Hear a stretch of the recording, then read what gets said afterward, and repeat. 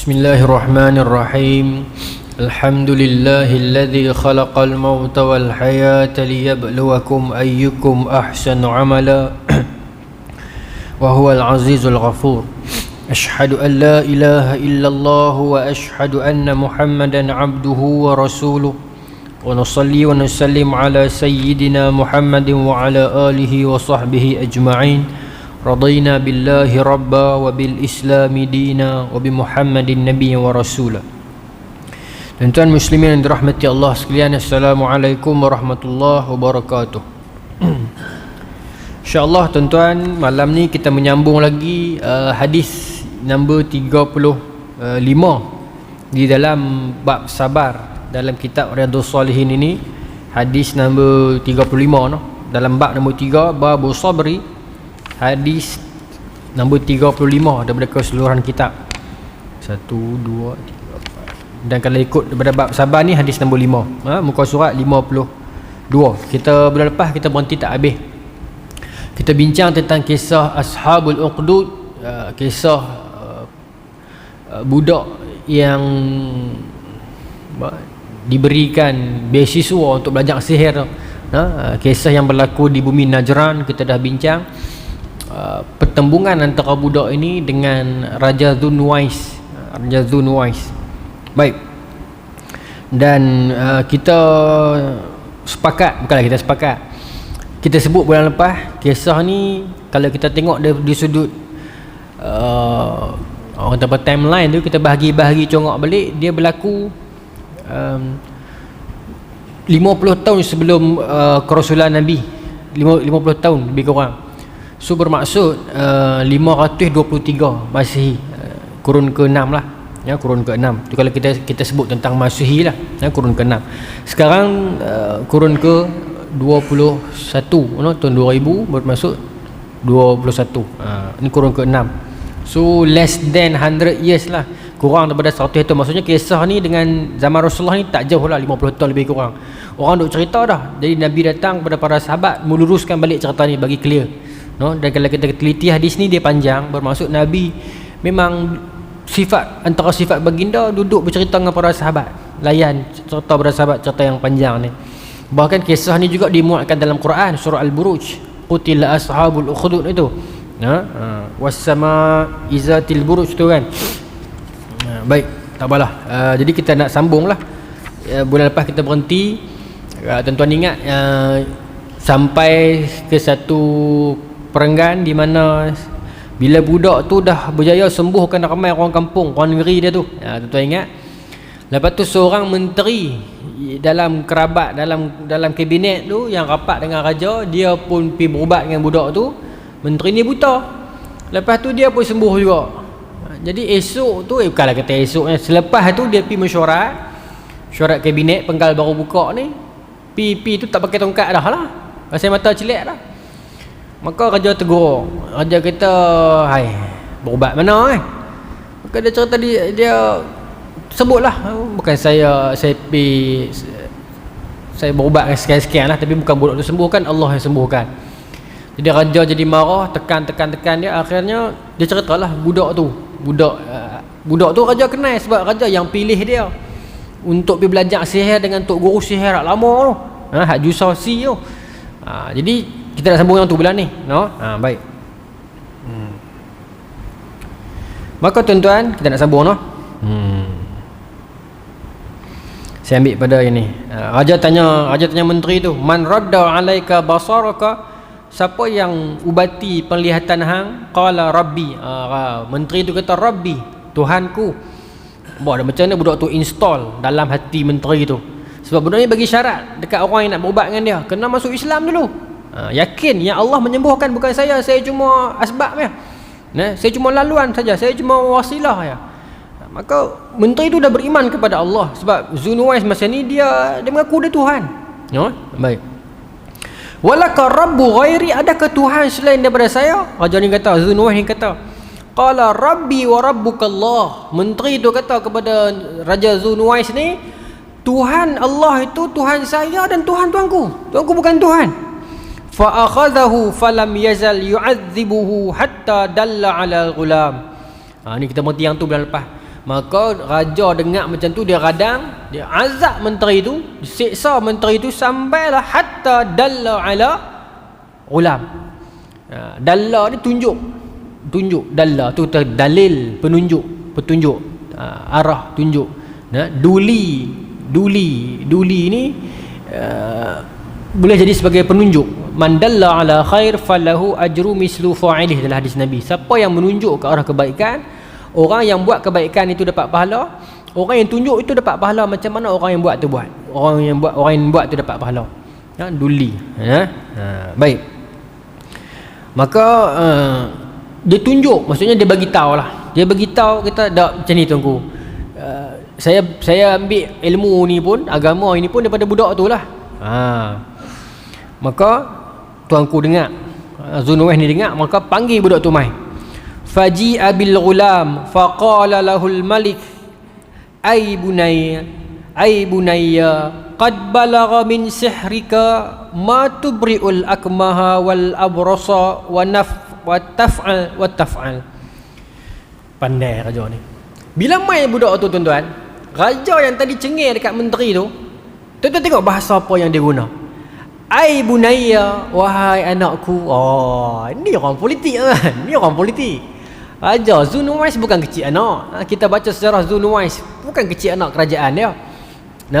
Pemerintah Najran di bumi Yaman. Kecerdikan politik itu. Orang politik dia memang cerdik.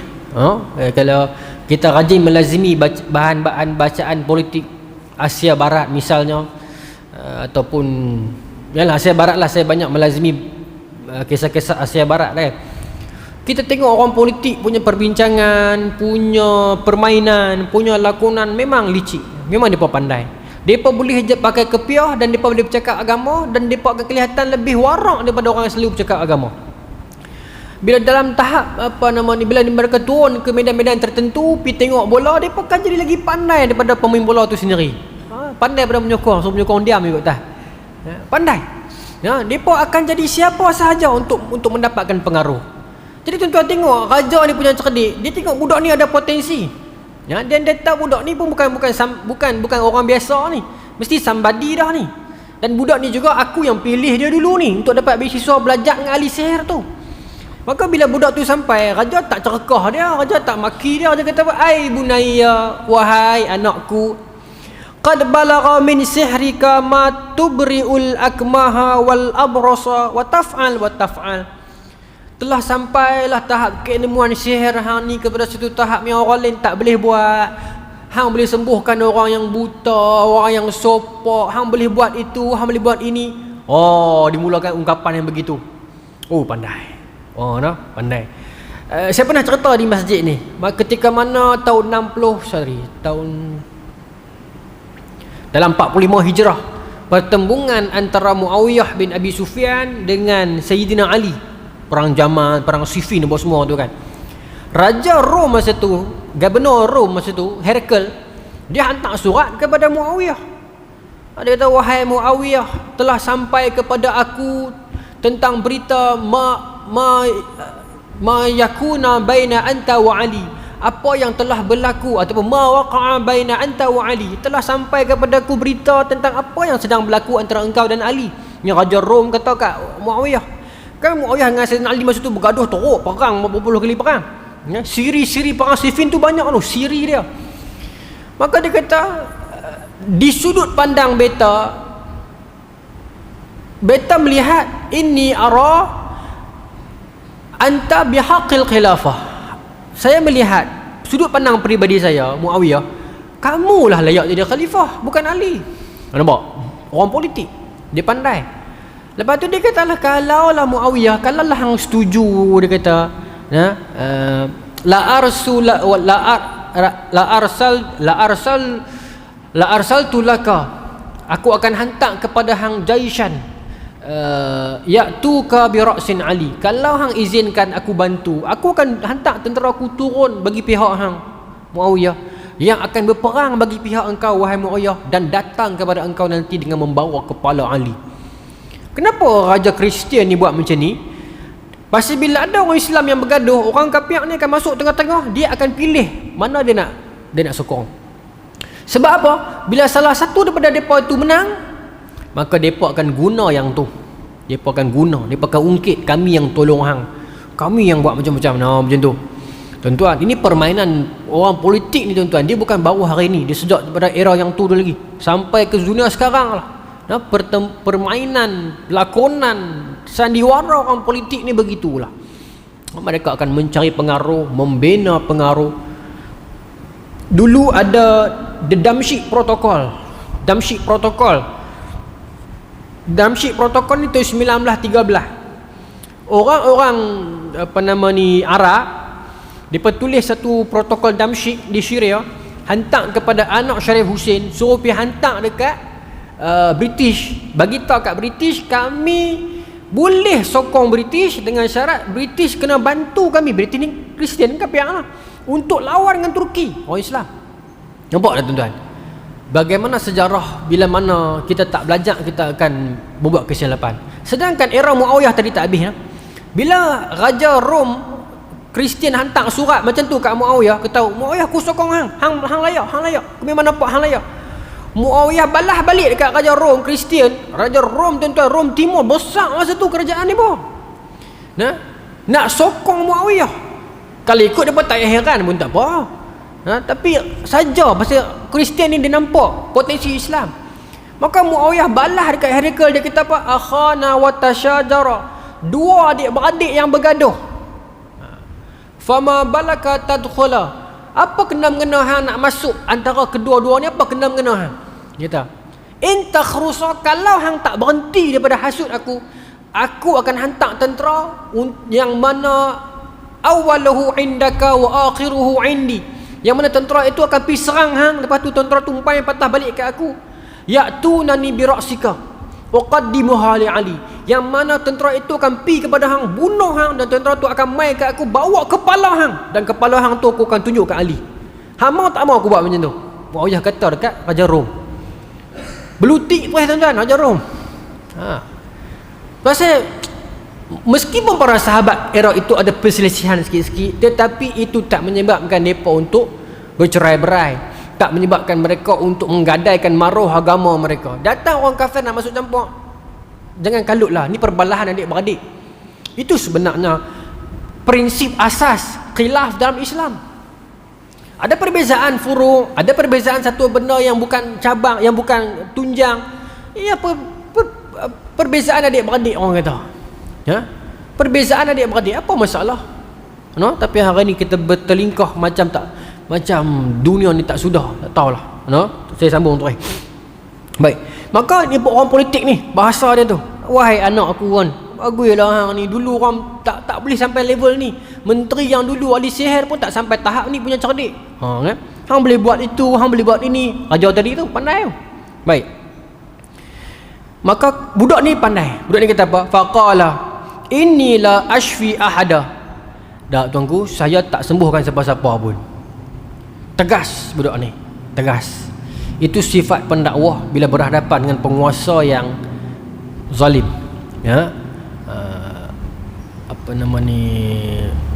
Afdalul jihad kalimatul haq inda sultanin jair. Sebaik-baik jihad ialah berkata benar ataupun kalimat yang benar di hadapan penguasa yang zalim. Maka budak ni dia kenal Zunwais ni macam mana. Maka bila Zunwais duk puji-puji dia, baguslah semua ni, tak termakan puji budak tu. Dia tak kata terima kasihlah atas sokongan daripada tuanku yang tak berbelah bagi tersebut. Tak ada. Dia kata, tuanku, tak, saya tak sembuhkan siapa-siapa pun. Yang tuanku duk cerita sembuh-sembuh tak. La ashfi ahadan, saya tak sembuhkan siapa pun. Innama yashfi Allahu Ta'ala. Yang sembuhkan semua orang ni, pesakit-pesakit ni, Allah, bukan saya. Yang ni kalau klinik, dia boleh gantung yang ni buat tagline depan klinik syok. Dia buka satu klinik, kemudian dia buat tagline kat depan tu, la ashfi ahadan, innama yashfi Allah Ta'ala. Saya tak sembuhkan siapa-siapa pun, yang menyembuhkan cuma Allah. Jadikan tagline kat klinik. Sedap tu kan? Tapi kena jumpa doktor untuk, yalah, doktor ahli dalam bidang tersebut, tahu tentang pemakanan, tentang pantang, tentang ubat apa nak makan. Tapi yang menyembuhkan Allah. Buat tagline dekat klinik. Tukar sikit lah, bola nashfi lah, kami tak sembuhkan siapa-siapa. Innama yashfi Allah, yang sembuhkan cuma Allah. Baik. Fa akhadhahu falam yazal yu'adzibuhu hatta dalla 'ala rahib. Maka raja pun pegang dia, torture dia. Torture tanya dia, hang ni kami ambil hang daripada hang bodoh tak tahu apa, bagi hang kursus, bagi hang beasiswa, bagi hang laptop satu Malaysia. Ni dia ungkit habis semua dah kan. Susu kotak bagi-bagi cuma setiap hari. Hang ni belajar mana benda pelik-pelik ni? Menteri aku yang ahli sihir dulu ni tak pernah ajak benda-benda macam ni. Tuhan dia pun aku. Bukannya benda-benda pelik-pelik ni siapa dia ni ajak ni? Tekan dia. Contoh ingat tak bulan lepas kita dah cerita, Tok Guru dia pesan kat dia dah, wahai anak, nanti hang akan viral. Nanti hang akan terkenal. Sebab hang memang budak yang bukan kata bukan kata faham teori agama, tetapi aplikasi. Yang kita cerita bulan lepas, yang dia pi lawan dengan binatang hak pelik tu, kan? Dia memang dia yakin sungguh, bukan kata dia sekadar berilmu, tetapi dia beramal. Sebab tu Tok Guru dia kata, hang lebih daripada aku. Kita cerita bulan lepas kan, Tok Guru dia kata, hang lebih daripada aku sekarang. Maka Tok Guru dia kata, satu hari nanti hang akan terkenal dan masa tu hang akan diuji. Itu kita tuan-tuan. Selangkah naik darjat kita, selangkah lagi tahap ujian akan kita terima. Setangkah lagi pangkat iblis yang akan kacau kita. Kita tinggi lagi darjat kita di sisi agama dan di sisi Tuhan. Tinggi lagi pangkat iblis yang akan mai kacau kita. Prebet mungkin tak mai dah. Mungkin general akan mai. Mungkin komander akan mai. Begitulah lumrah kehidupan. Baik. Maka Tok Guru pesan, apa jadi pun nanti jangan habaq kat raja pasal aku. Tok Guru pesan dah. Tapi mungkin budak ni tak tahan, kena torture teruk sangat, maka depa tekan dia, depa seksa dia tanpa henti hatta dalla 'ala rahib. Lah kali dia beritahu jugalah, Tok Guru saya tu ada di hujung kampung tu, ada buka pondok kecil-kecil, dia mengajak tak ramai, dia seorang dua ya. Saya belajar kat dia. Baru cerita. Janji dah jadi tu. Bukan kata budak ni mungkin janji. Kita akan tengok sekali lagi. Ini takdir Allah jugalah. Maka dia cerita siapa Tok Guru dia. Maka faji'a birrahib faqila lahu irji' an dinik. Panggil Tok Guru tu mai. Rahib tu mai. Rahib ni orang yang memegang agama tulen lah, bukan Islam lagi, tapi Islam lah, fitrah tu Islam. Baru ni ada orang tak mesej tanya saya, dia kata apa nama ni, Waraqah bin Naufal, sepupu Siti Khadijah tu meninggal selepas dia bagi tahu dekat Nabi tentang apa nama ni, Jibril apa semua tu. Jadi dia meninggal kira macam mana? Orang tanya. Rupanya ada orang terfikir soalan ni tu. Bagus jugalah. Pasal dia dah mengucap tak? Waraqah bin Naufal, dia ada 2-3 orang yang seangkatan dengan Waraqah bin Naufal ni. Salah seorang nama Zaid bin Rabi', ada 3-4 orang lagi yang seangkatan dengan dia, yang memilih untuk duduk di rumah, ada yang pilih untuk duduk di gua-gua, tak mau terlibat dengan jahiliah ni. Memang menantikan kedatangan Rasul akhir zaman. Dan yang sebahagian besarnya rosak dengan agama Kristian. 326 ke 323 masih dengan Nisya. Kita cerita bulan lepas, kita cek balik. Jadi Waraqah bin Naufal dia wafat selepas wahyu pertama. Wahyu pertama bukan perintah menyampaikan lagi. Wahyu pertama perintah baca. Perintah untuk menyampaikan Islam, bangun. Mudathir tu kan, wahai orang yang berselimut, bangun. Sampai ke peringatan Tuhanmu tu. Tu masa tu Waraqah bin Naufal tak ada dah.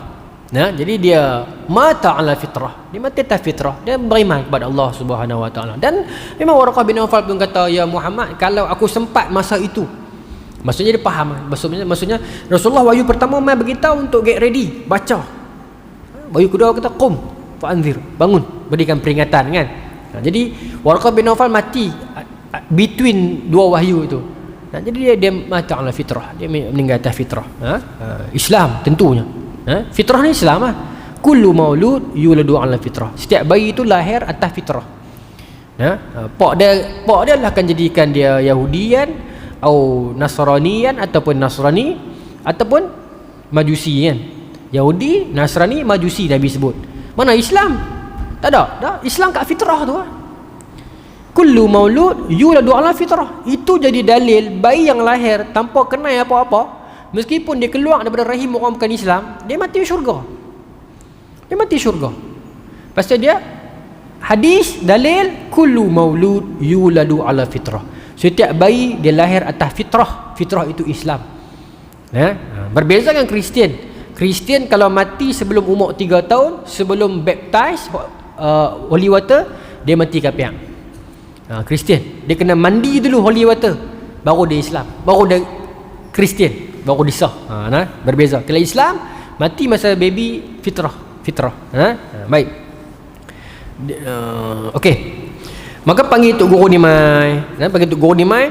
Maka raja ni kata kepada dia, tengok, bila raja ni berhadapan dengan Tok Guru, dia tak katalah wahai Tok Guru, tak ada dah. Dia terus kata, irji' an dini, keluar daripada agama hang.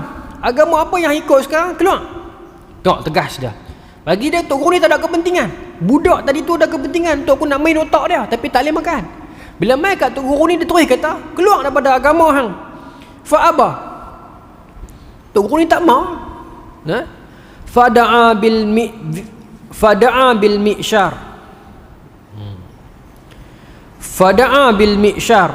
Fawudi'al mi'syaru fi mafriqi ra'sih. Maka raja perintahkan ambil satu gergaji, diletakkan antara tengah mafriqi ra'sih, di tengah kepala dia. Fashaqqahu hatta waqa'a shiqqahu. Dibelah gaji tu tuan-tuan, bukan orang panggil apa? Chainsaw. Dia gaji ni. Allahu Akbar. Penyiksaan tu gaji tuan-tuan.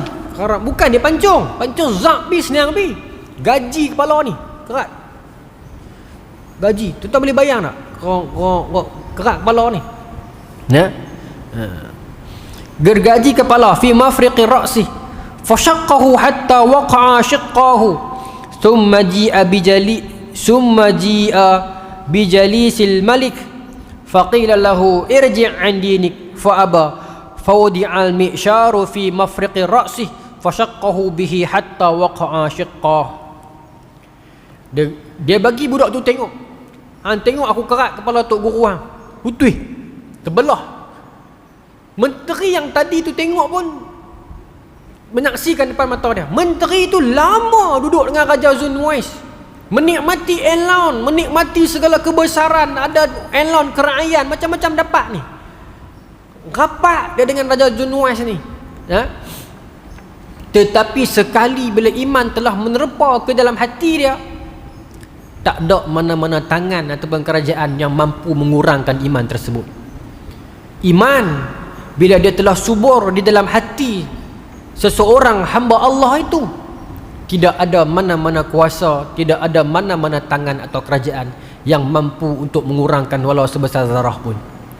Tapi iman dalam hati seseorang hamba itu, bila dia kuncup layu, tak mekar dia, tak mampu diubah oleh mana-mana lidah, mana-mana tangan, mana-mana penguasa sekalipun. Dalam akidah kita, al-iman yazidu wa yanqus. Iman itu bertambah dan berkurang.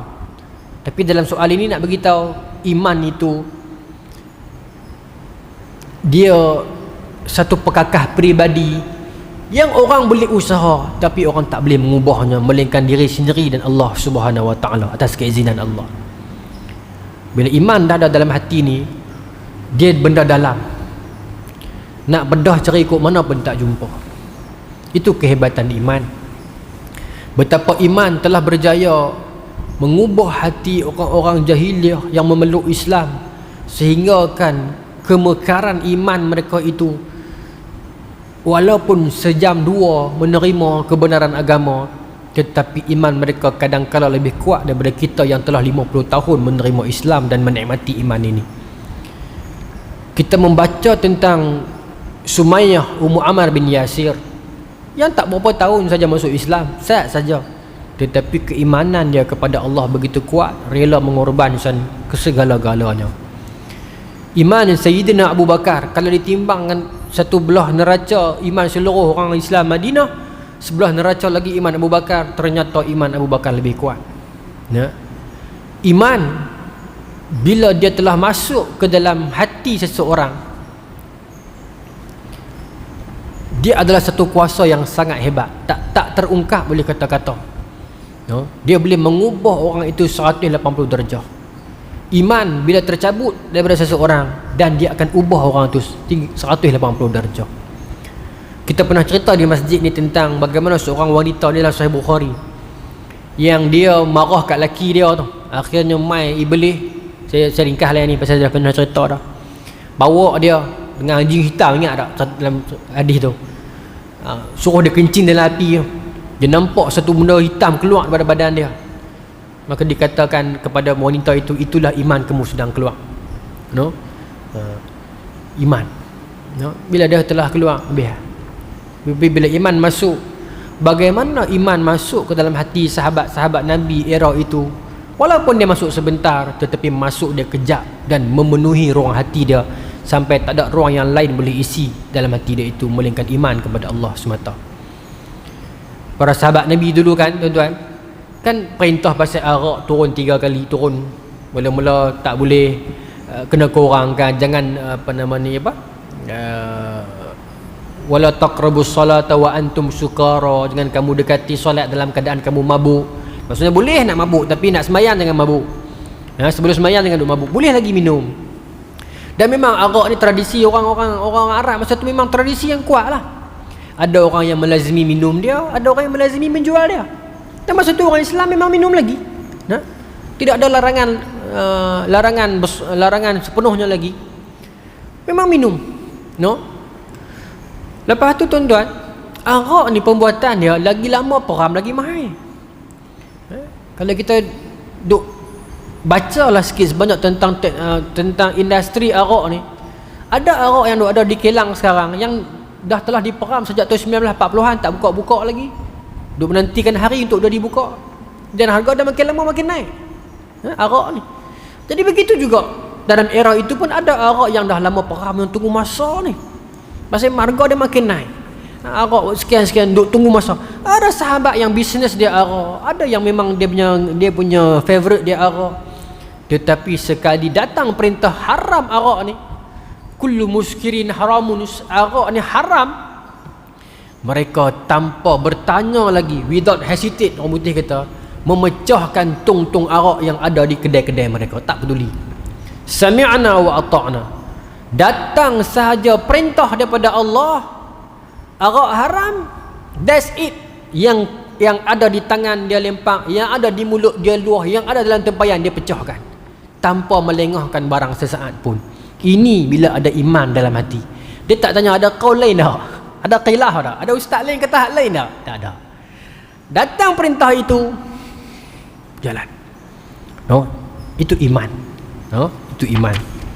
Jadi tuan-tuan, menteri ni yang sepatutnya, kalau ikut logiknya, dia baru terima Islam 2-3 hari, seminggu tak sampai, baru kenal budak ni, dan budak ni hanya bagi 1-2 perkataan saja, beriman kepada Allah, Tuhan yang sebenar, bukan raja tu. Saya akan sembuh, saya akan doakan agar Datuk Seri sembuh. Beriman kepada Allah, tetapi iman yang masuk itu iman yang kualiti. Bila dia tengok tu guru tu kena pelah 2 kepala dia, raja kata kepada menteri tu, Datuk Seri, hang nak keluar nak daripada agama budak ni? Kalau hang tak keluar, hang akan terima nasib yang sama. Apa kata menteri ni? Saya tak keluar. Tuan-tuan, kalau rahib tu kita boleh faham lah, pasal dia tok guru, dia ulama, dia dah lama dah kenal agama ini.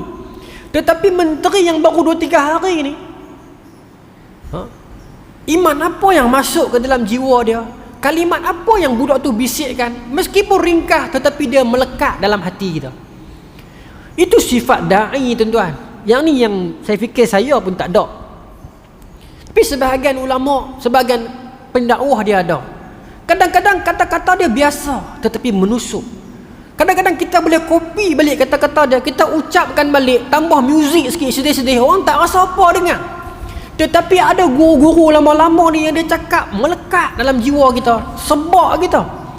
Itu yang Syekh Abdul Qadir Jailani, anak dia kata, duk fikir apa-apa aku duk ceramah ni, slow, pelan, tak ada apa pun.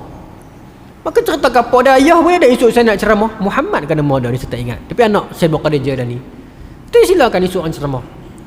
Esok tu dia naik di meja pak dan ni ceramah orang ramai duduk dengar ni. Dia cerita macam-macam sedih lah tuan-tuan dengan sedih lah. Pandailah main ayat ni.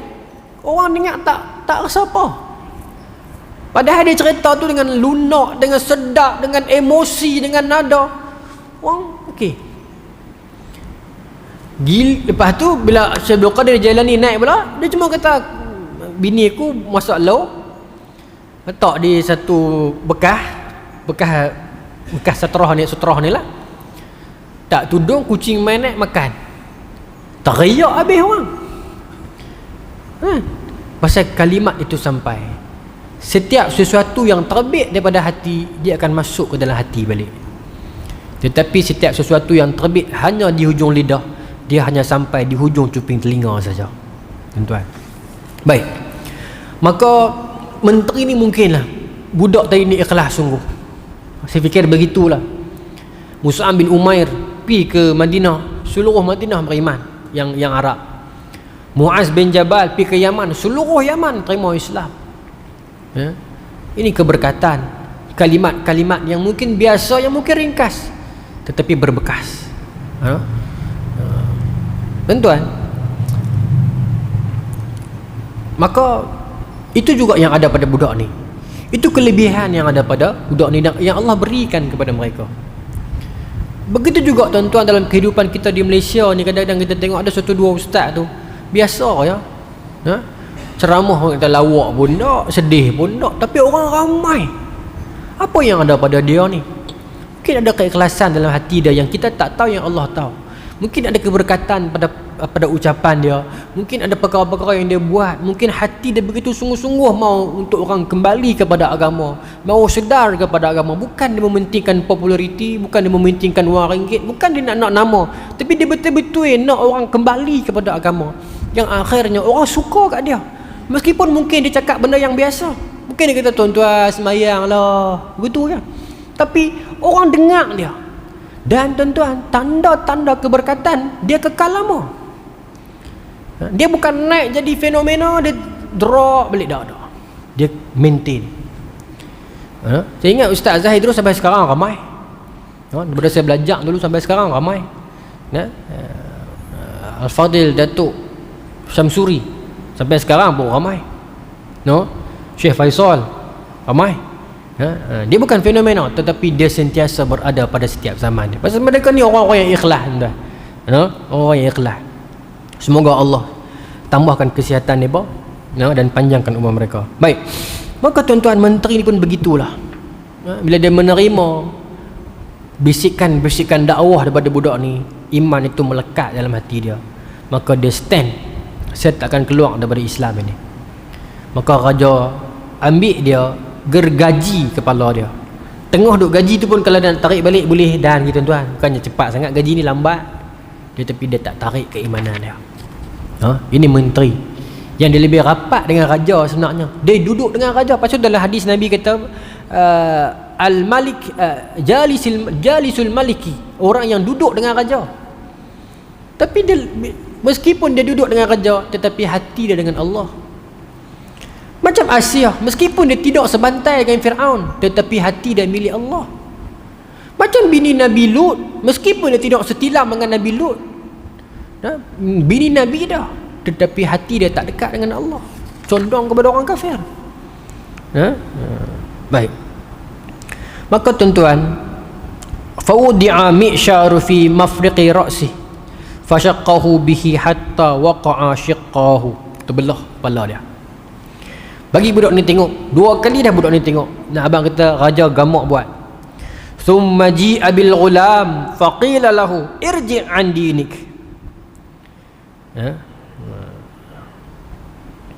Keluar daripada agama, irji' ni kembali. Irji' an dinik.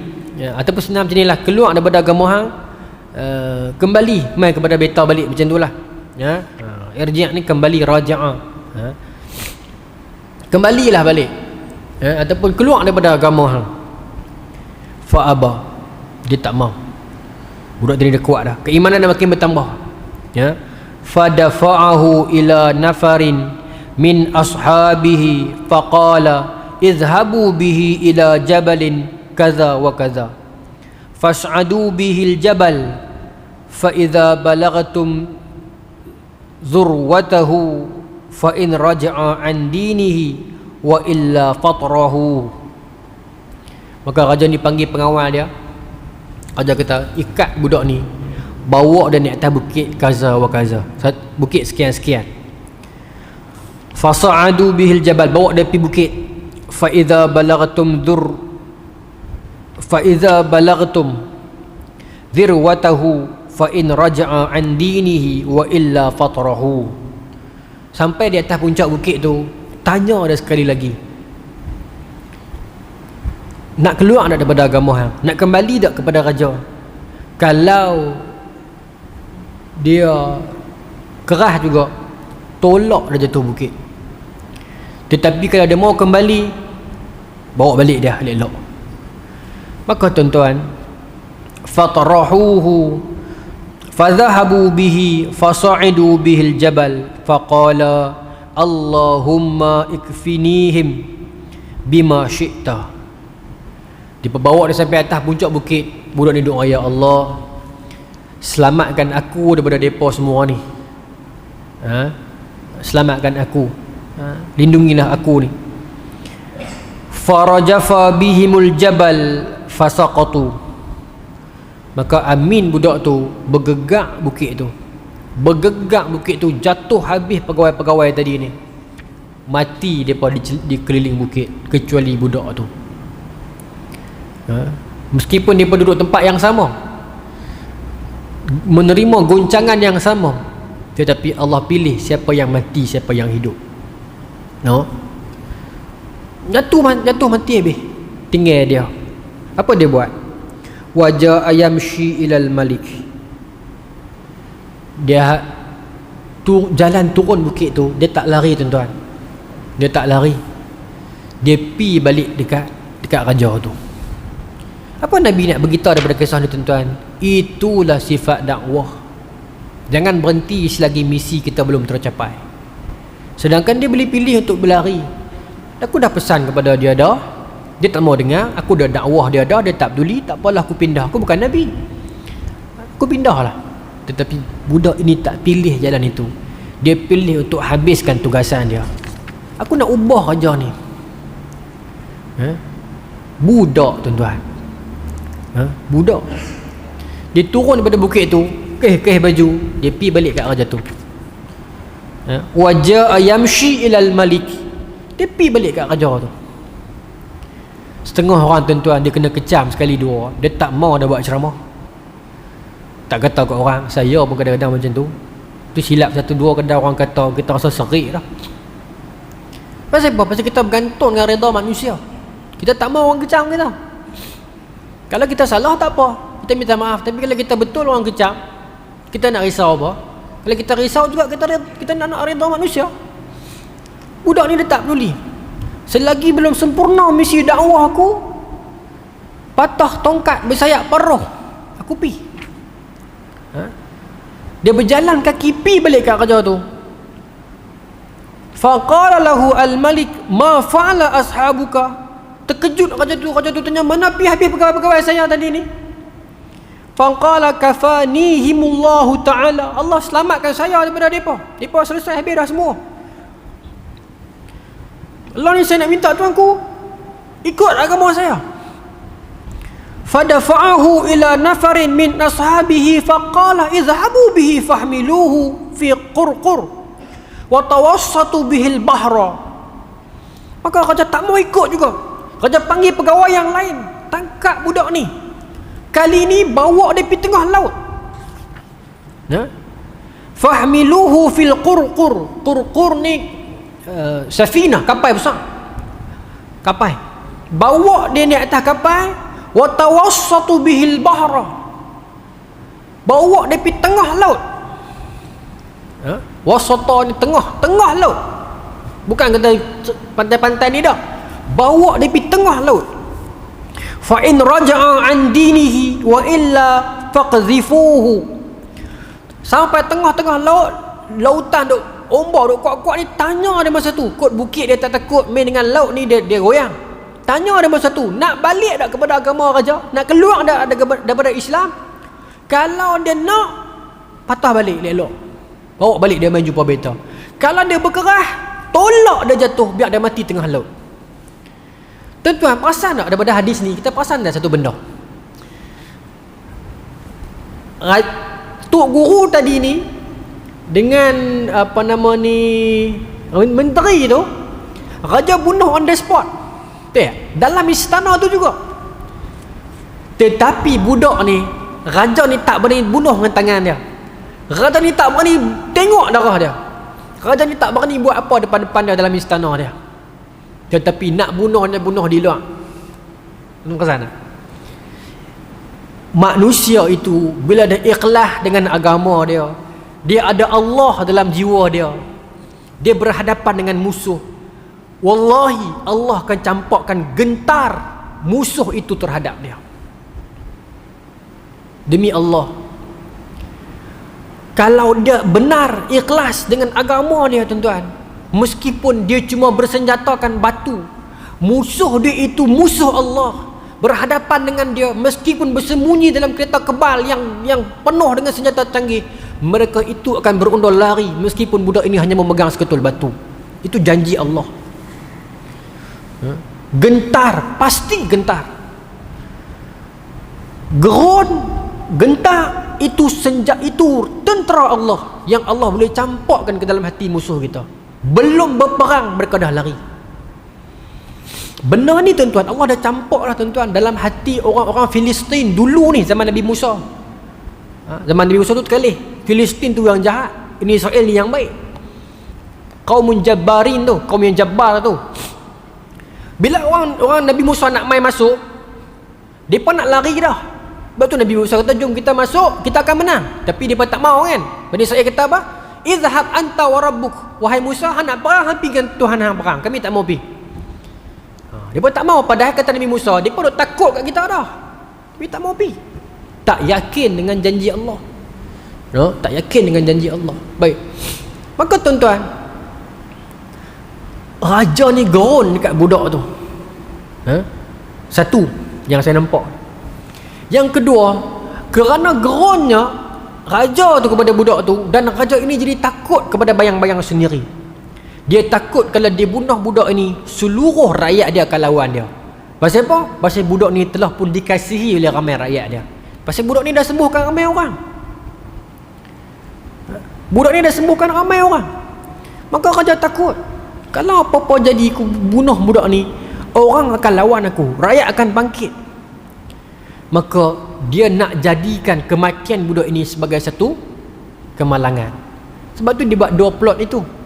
Satu, dia boleh kata lemah di dasar laut, lemah dekat laut. Yang kedua, dia boleh reka jatuh pada bukit seorang-seorang dia. Nampak tak permainan dia bah? Di sini nampak kuasa media ni. Maksudnya raja boleh pegang media. Nah, itu plan dia. Tapi dia plan, perancangan Allah lebih baik. Bawa pergi di tengah laut, tuan-tuan. Tuan-tuan tahu cerita ni saja saya cerita lah, no. Fadhahabu bihi faqala Allahumma akfinihim bima syi'ta fankafa'at bihi musafinatu faghariqu. Sampai di tengah-tengah laut, budak yang kat tangan, ya Allah, selamatkan aku daripada mereka, selamatkan aku dalam situasi ini. Fankafa'at bihi musafinah, kapal itu bergegak bergoyang, tak boleh kawal. Bergegak kalau jatuh, faghariqu, lemah, tenggelam, depa ni mati habis pegawai raja. Budak ni tak jadi apa, kayuh balik sampai di pantai. Wajaa yamshi ilal malik, sampai di pantai dia berjalan kaki pi balik istana tu. Allahu akbar. Ini yang mahal budak ni, sampai Quran sebut, sampai hadis sebut. Siapa budak ni? Allah Ta'ala alam. Saya duk cari juga, tak jumpa nama. Tapi kekuatan iman yang ada pada dia. Dan tuan-tuan perasan tak, dalam satu hadis Sahih Muslim, Ibn Kathir nukil semula hadis ni dalam kitab Fitan wal Malahim, tentang budak yang berhadapan dengan Dajjal. Juga suatu gulam, satu budak muda, Sebut dengan spesifik, budak muda, budak yang berhadapan dengan Dajjal itu, yang berani one by one dengan Dajjal, yang cakap di muka dia, hang memang Dajjal.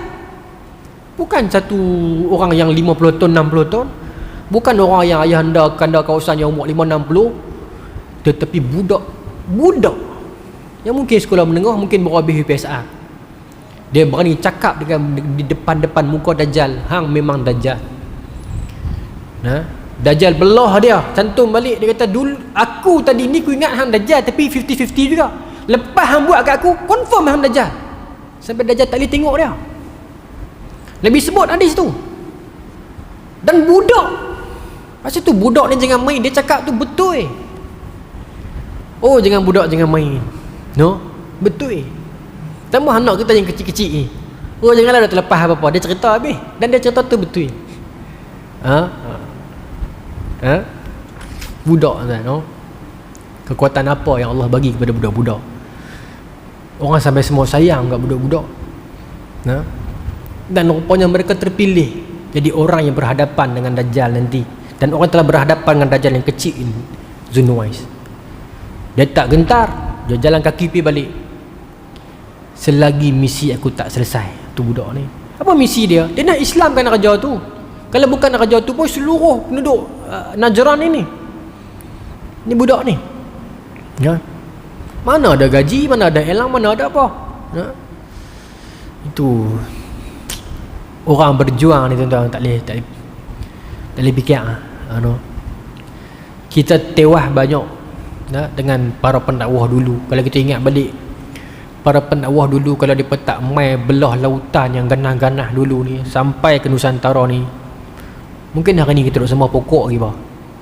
Tapi keazaman yang ada pada mereka tu, mereka mai bawa agama ni kepada kita. Kita menikmati Islam hari ni. Berapa banyak sahabat yang gugur di medan peperangan demi nak bawa Islam kepada kita hari ni. Islam tak dibawa dengan senyuman, tapi Islam dibawa dengan air mata dan darah. Dan berapa banyak timbunan para syahid, para syuhada demi nak bagi kita hidup. Berapa ramai orang yang mati untuk menghidupkan kita hari ini. Berapa banyak air mata yang tertumpah untuk mengukirkan senyuman kita pada hari ini. Berapa banyak ibu yang kehilangan anak-anak mereka. Berapa banyak isteri yang jadi janda. Berapa banyak anak yang jadi yatim demi nak bagi kita sambut agama ini hari ini dengan penuh riang dan selesa. Sebab tu kita kurang menghargai agama kita sekarang. Kita kurang menghargai nikmat iman itu. Iman itu tuan-tuan, iman satu benda yang paling berharga dalam diri kita.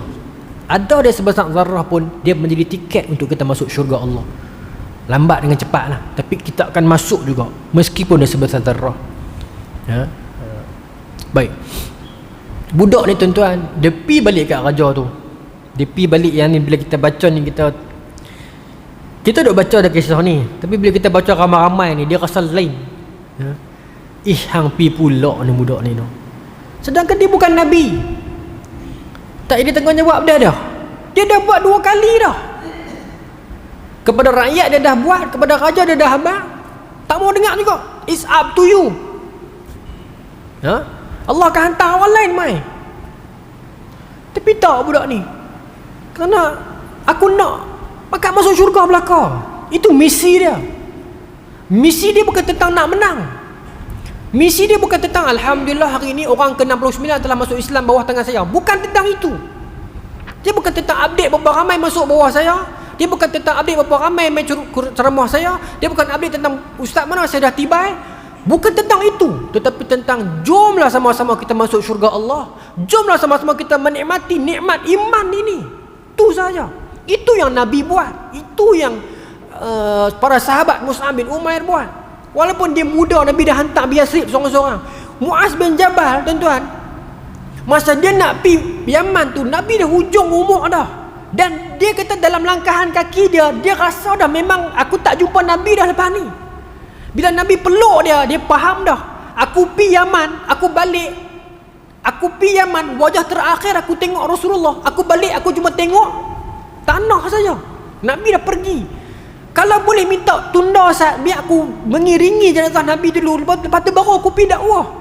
Tetapi kerana kecintaan dia kepada Rasulullah besar, tetapi kerana kecintaan dia kepada agama ni lebih besar, maka dia pergi.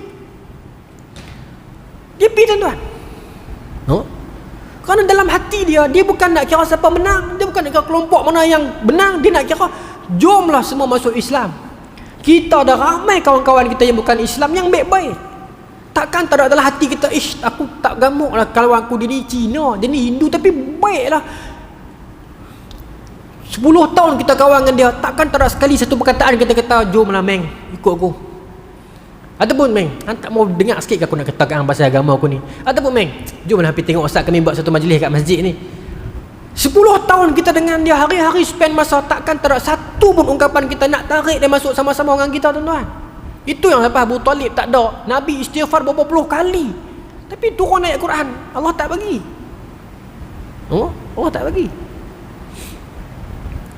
Maka tuan-tuan, budak ni dia pergi balik kat raja tu.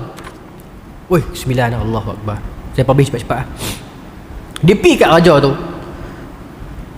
Dia pergi kat raja tu semula. Maka raja tu kata dia, faqala lahu al-malik ma fa'ala ashabuka, mana pergi habis apa yang pegawai aku buat ni, mana pergi habis depa? Benda yang sama, kafanihimullahu ta'ala, Allah selamatkan saya daripada depa. Faqala lil malik, dia budak ni kata, wahai tuanku, senang cerita macam ni lah, pegawai tuanku pun ramai dah mati dah. Kalau tuanku nak bunuh saya, innaka lasta biqatili hatta taf'ala ma amuruka bih, tuanku takkan sekali-kali mampu bunuh saya melainkan dengan satu petua yang saya akan bagi kat tuanku ni. Ini budak ni hebat. Memang adalah hadis sahih. Dalam ni juga ada Sahih Muslim, ada Sahih Bukhari, ada Riyadhus Shalihin juga dirakamkan. Nabi sebut kata apa, kalau seluruh dunia berkumpul ala ayyam fa'uka bi syai'in, satu dunia berkumpul nak bincang, nak bagi satu manfaat kepada hang, kalau Allah tak izin, lan yanfa'uka, takkan mampu dia bagi manfaat. Dan begitu juga sebaliknya. Saya ringkaskan. Maka budak ni kata, tuanku takkan sekali-kali mampu bunuh saya melainkan kalau tuanku ikut cakap saya ni. Qala ma huwa, maka tuanku ni dah jadi tak sabar dah. Maka dia kata, apa dia? Bagi tahu. Qala tajma'un nasu fi sa'idin wahid wa taslibuni ala jiz'in thumma quz sahma min kinanati thumma da' sahma fi kabidil qausi thumma qul bismillahi rabbil ghulam thumma rmi fa innaka idza fa'alta dhalik qataltani. Wahai tuanku, kalau nak bunuh saya, kena himpun semua orang pergi di satu tempat yang besar, fi sa'idin wahid, satu tempat yang besar. Lepas kumpul saya, ikat saya, salib saya di satu pelepah tamar tak tinggi, bagi semua orang tengok. Lepas tu ambil satu busur panah daripada bekas saya ni, anak-anak panah ni, ambil daripada bekas saya ni, ambil. Lepas tu panah dekat kabidil qausi ni, kawasan tepi ni, di antara telinga dengan mata ni, panah kat sini lah. Panah saya kat sini, tetapi sebelum panah baca ayat ni, Bismillahirrabbilghulam, dengan nama Allah Tuhan budak ni, nescaya tuanku akan saksikan saya akan mati. Raja ni hilang pertimbangan. Tadi dia duduk fikir dah, apa jadi pun dia tak mau bunuh budak ni depan orang ramai, nanti orang nampak. Tapi sebabkan terlalu marah, dia hilang semua pertimbangan dia. Panggillah orang, semua rakyat jelata mai berimpun nak tengok apa nak jadi. Ikat budak ni, salib ni. Ikat salib ni maknanya ikat bagi lagu tu lah. Ikat salib ni bukan tiang salib tu, tapi ikatan yang begitu. Salib lah tu. Baik, maka diikat begitu, semua orang panggil mai tengok.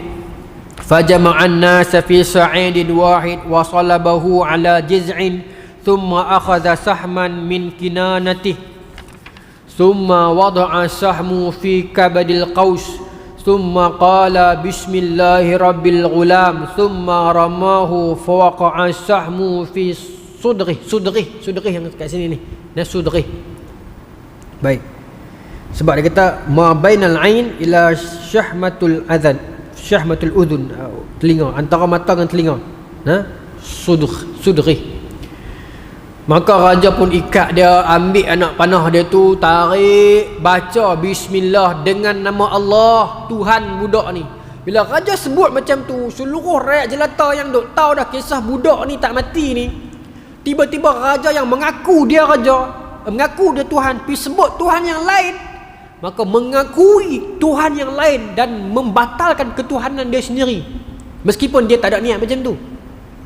Dia tarik panah tepat kena yang budak tu suruh, kena atas ni, sadrihi, antara mata dengan telinga ni kat sini.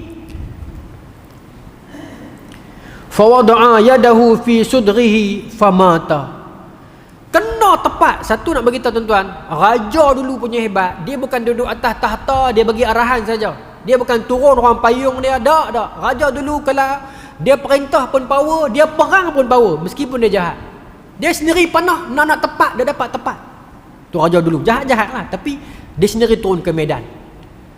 Dia boleh tarik panah, dia lepas, seperti mana budak tu kata, tepat dapat tarni. Masuk anak panah ke dalam tengkorak kepala budak ni, tak mati lagi. Budak ni pegang, famata, dia mati. Raja pun tenteram, lega dah, mati dah satu ancaman kerajaan beta. Elok-elok budak tu pejam mata, dia membuka mata ribuan rakyat dia. Kematian budak itu menghidupkan hati-hati orang lain yang mati. Ada orang tuan-tuan, dia tak buat dakwah masa dia hidup, tetapi kematian dia itu jadi dakwah. Disebabkan dia mati dengan cara sekian-sekian, orang mula berubah dan berhijrah sebab kematian dia. Allah boleh bagi. Mungkin tuan-tuan, saya tak pernah ceramah apa semua, tapi tuan-tuan mati mungkin dalam cara satu benda yang viral ke, yang orang tengok, orang jadi kagum, orang akan berubah dengan kematian tuan-tuan tu. Doalah pada Allah. Saya doa harap saya jadi begitu. Mati dengan ceramah ke apa ke, biar bukan kita nak terkenal, tapi kalau dengan mati kita itu orang boleh berubah. Ya Allah, matikan kita dalam keadaan demikian. Tuan-tuan, dia mati, sebaik dia memejamkan mata, dia membuka mata orang yang lain semua. Elok-elok dia mati. Faqala an-nas amanna bi rabbil ghulam. Semua manusia kat situ kata, kami beriman dengan Tuhan budak ni, Allah. Saya laju lagi kan tuan-tuan, terlebih masa ni. Saya nak sambung bulan depan pun tak boleh. 2 rangkak lagi lah. Ya.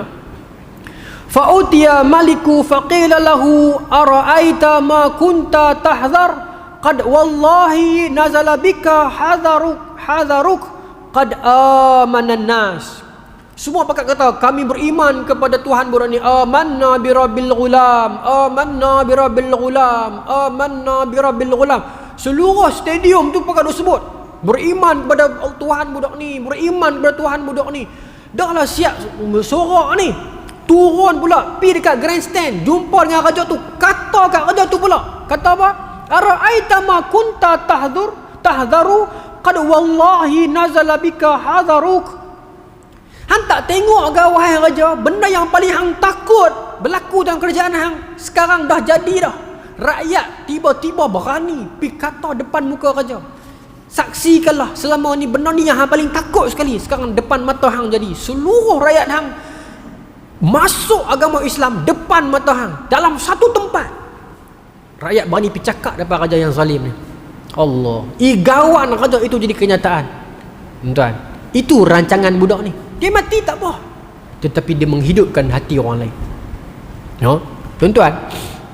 Dan dia pun terus kata, kami beriman. Semua pakat beriman. Laju lagi. Raja ni tak tahan, dia tak mau kalah lagi. Sedangkan masa tu dia nak berubah, nak bertobat, nak berhijrah boleh. Dia tak mau kalah lagi. Fa amara bil ukhdud bi afwahihi sikaki fakhuddat. Dia perintah pegawai-pegawai dia yang setia, tentera-tentera yang makan gaji dengan dia ni, gali parit di setiap kepala-kepala jalan. Wa adrama fiha niran wa qala man lam yarji' an dini fa'aqhimuhu fiha aw qila lahu iqtahim fafa'alu hatta ja'at imra'atun wa ma'aha sabiyyun laha fataqa'asat faqala laha al-ghulam ya isbiri fa innaka 'alal haqq.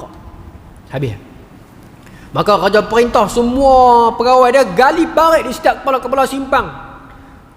Dalam parit itu ukhdud, Khandaq, Hudud, parit lah. Pelekat api pula naik marah. Parit yang dalam dia dipasang api, naik marah. Setiap seorang rakyat jumpa dia tanya, nak masuk, nak keluar dari agama Islam, tak mau keluar, tolak dia masuk dalam api ataupun suruh dia masuk sendiri. Semua rakyat beriman kepada Allah dan tak ada seorang pun yang kata aku tarik balik. Semua pakat terjun. Tak perlu ditolak. Dalam syarah kata tak perlu ditolak, pakat terjun. Iman yang baru masuk dalam hati mereka 1 jam 2 jam tadi, tetapi iman itu jauh lebih berkualiti daripada iman yang kadang-kadang ada dalam hati kita meskipun dah 50 tahun kita hidup. Tak perlu tolak, dia sendiri terjun. Terjun nak pergi mana ni? Bukan terjun nak mati, terjun nak pergi kembali kepada Allah. Kalau kita kenang hidup ini, mati itu bukan satu proses yang berhenti, tetapi mati adalah permulaan kehidupan yang sebenar. Maka kita tak kisah kita mati bila pun. Yang penting kita dapat tunaikan apa tanggungjawab kita atas dunia ni. Mati bukan pengakhiran, tetapi mati adalah permulaan kehidupan yang sebenar. Tidak ada mati lagi selepas mati. Hidup ini akan ada mati, tapi once kita mati, kita dah lalu satu jalan yang paling sukar. Lepas tu kita hiduplah selamanya di sisi Tuhan kita, insya-Allah. Sebab tu kita kena berjuang dalam hidup yang sementara ni. Lalulah sebaiknya. Jangan cipta pemusuhan dan musuh yang baru. Bawa perkara yang baik, berakhlak, beradab. Mati kita, hidup balik selamanya. Bukan kita mati, kita sekadar berpindah ke alam yang baru. Berapa ramai sahabat-sahabat kita duk tunggu kita di sana, tuan-tuan. Mak ayah kita, adik-beradik kita di sana duk seronok tunggu kita. Takkan kita mati esok kita nak pilih jalan lain? Tak maukah kita berkumpul dengan mereka sama-sama kat sana? Jaga, tuan-tuan. Tak tahu berapa hari kita nak hidup, jaga elok. Jagalah. Jaga. Tuan-tuan, mereka dah dapat janji Allah. Mereka telah berpindah masuk ke arah kebahagiaan. Semua pakat terjun sampai satu orang saja, perempuan sedang bawa sobi bayi. Dia saja tagak sikit.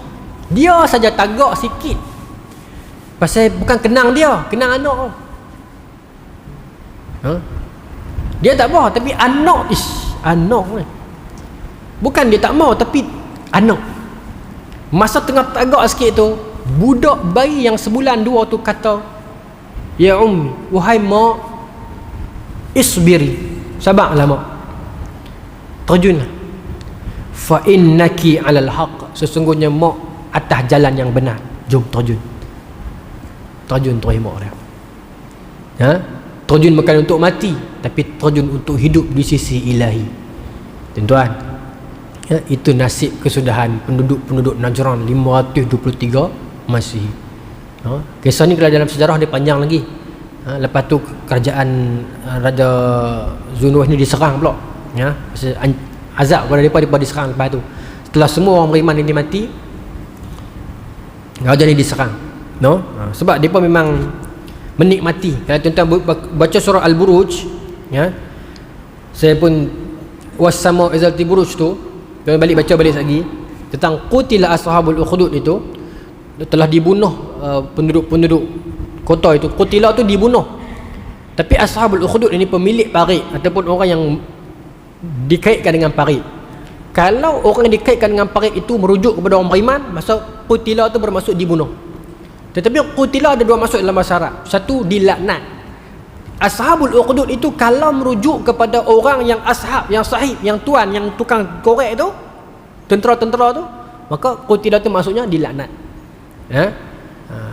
Apa saya tak ingat ayat ni, saya bukan hafal banyak sangat Quran ni. Apa? Alaiha qu'uduh, kan? Tu ayat nombor 5. Alaiha wa fi apa? Apa min? Apa? Alaiha qu'ud, ayat tu lah kan? Qutil ashabul ukhdud.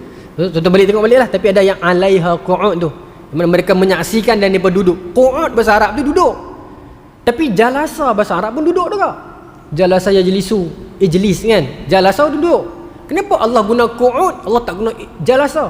Jalasa ni maknanya duduk sat. Duduk sat dan duduk yang biasa. Tapi qu'ud maknanya duduk yang lama dan menikmati. Maka daripada perkataan ini ulama menyimpulkan para tentera tu semua bukan depa terpaksa buat kerja tu, bukan depa dah. Depa memang duduk dan menikmati tengok orang Islam mati.